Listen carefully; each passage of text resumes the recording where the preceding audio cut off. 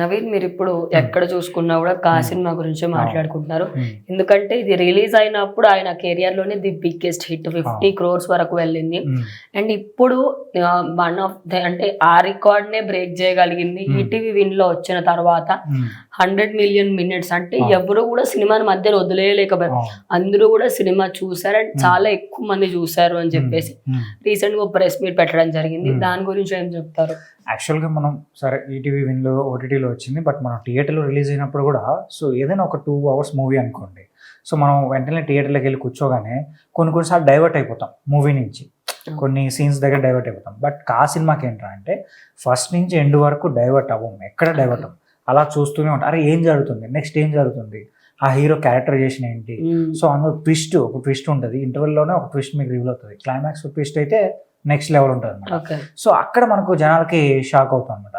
So చాలా రోజుల తర్వాత కిరణ్ అబ్బవరం గారు ఏంటంటే ఆయన కథకి ఆయనకి ఏ కథ అయితే సెట్ అవుతుందో ఆ కథతో వచ్చారు.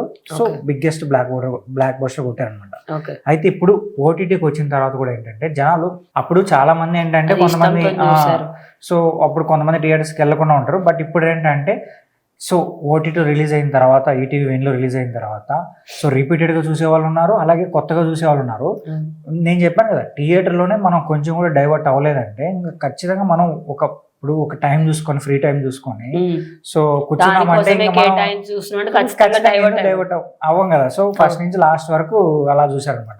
సో అతి తక్కువ టైంలో 100 million minutes అంటే సో రికార్డ్ అనే చెప్పాలి. And Kiran Abbavaram press meet లో మాట్లాడుతూ నేను మాట మీద నిలబడే మనిషిని అని చెప్పారు. అదే కాకుండా ఆయనకి సినిమా రిలీజ్ కాకన్నా ముందు కూడా నేను మాత్రం ఈ సినిమా ఫ్లాప్ అయితే నేను సినిమా ఇండస్ట్రీ నుంచి వెళ్ళిపోతా అన్నారు. అండ్ మెగాస్టార్ చిరంజీవితో కలిసింది కూడా మాట్లాడారంట.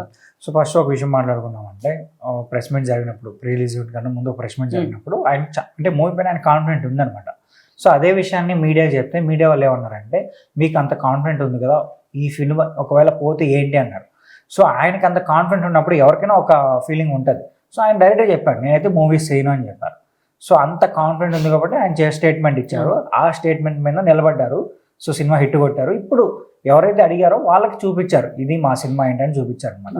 అయితే ఆయన ఒక విషయం కూడా ఒప్పుకున్నారు, ఏంటంటే నేను కొన్ని సినిమాస్ తీశాను, అవి జనాలకు నచ్చలేదు, కానీ చాలా వరకు ఏంటంటే మంచిగానే యాక్సెప్ట్ చేశారు. బట్ కొన్ని సినిమా నచ్చలేదు.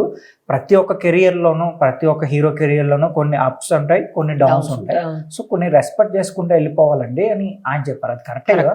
సో ప్రతి ఒక్క లైఫ్లోనూ ఉంటాయి కొన్ని. అంటే ఇప్పుడు మనం ఒక కథ చెప్తారండి, నేను మీకు ఒక కథ చెప్తాను, ఆ కథ మీకు నచ్చినట్టే ఉంటుంది, కానీ తీసిన తర్వాత కదా అది ఎట్లా వస్తుంది అనేది. సో అప్పుడు హీరో మీద తోసేస్తే అది కరెక్ట్ కాదనమాట.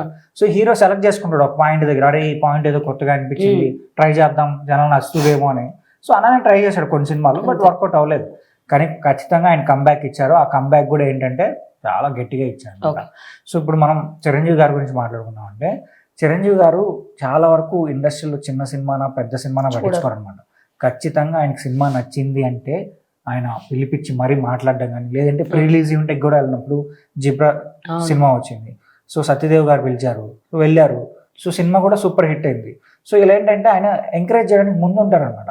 అలానే ఒక విషయం కూడా చెప్పారు కిరణ్ అబ్బవరం గారు, ఏం చెప్పారంటే నేను ఒక 10 నిమిషాల వరకే మాట్లాడతారేమో అనుకున్నాను. ఆయన టైం చాలా వాల్యూ, బికాస్ ఆయన షూటింగ్స్ ఉండొచ్చు, ఆయన బయటకు వెళ్ళొచ్చు, అలాంటి 10 minutes ఇచ్చారు అనుకున్నారంట.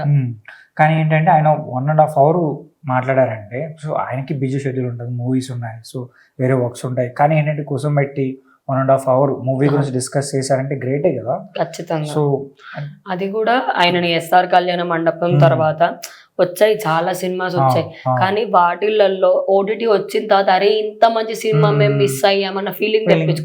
ఈసారి మాత్రం ఆయనకి పక్కా ఈసారి హిట్ ఇవ్వాల్సిందని అందరూ కూడా వెళ్ళి చూసారు. ఎందుకంటే జనాలు కూడా ఏం ఫీల్ అయ్యారంటే, అరే మన హీరో కదా, సో మనకు మంచి సినిమా చూపించడానికి ఆయన కష్టపడుతున్నారు, సో మనం కూడా సపోర్ట్ ఇద్దామని చెప్పి చాలా వరకు ఇప్పుడు సీక్వెల్ కూడా ప్లాన్ చేశారంట. బట్ ఇంకా అఫీషియల్ గా మనకైతే ఎటువంటి దానికి సంబంధించి న్యూస్ అయితే లేదండి.